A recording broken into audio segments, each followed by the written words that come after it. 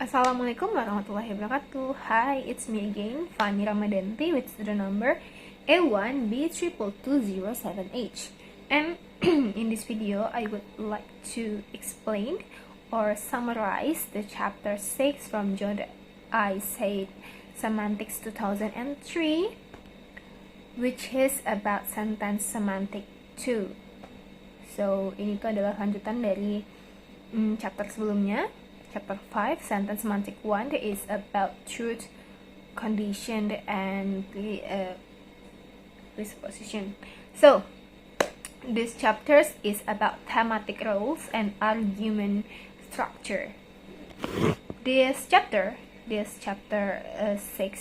talk about how verbs in a sentence and how they relate to people or things involved in the action. In introduction of thematic roles, like who is doing what, to whom, and how. So, here's the main ideas in simple English. The first one is thematic roles. It also called theta roles atau thematic roles. These are labels that tell us the function of or role of each noun in a sentence based on what the verb is doing. So here's now I'm gonna tell most common roles. The first one is agent.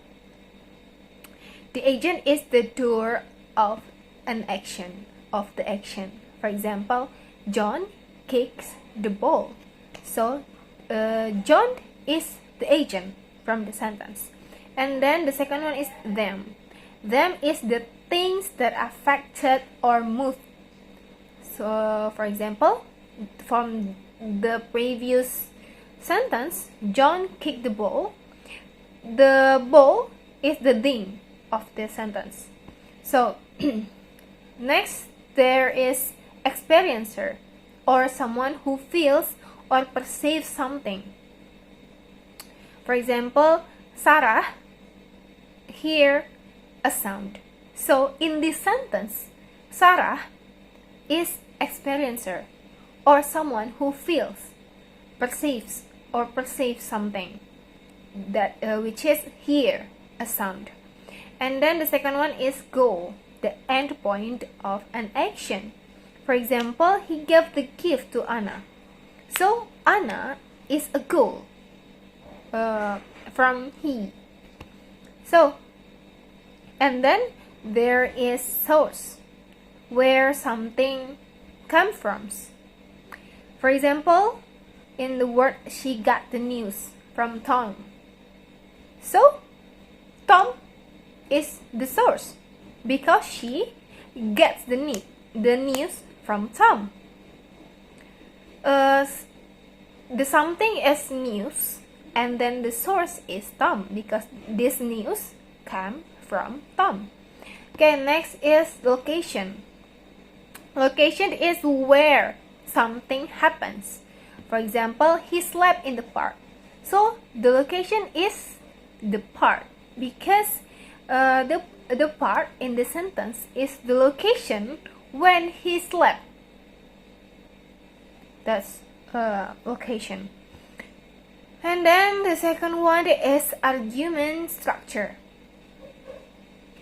Verbs have structure. They need a certain number of arguments, like subject or object.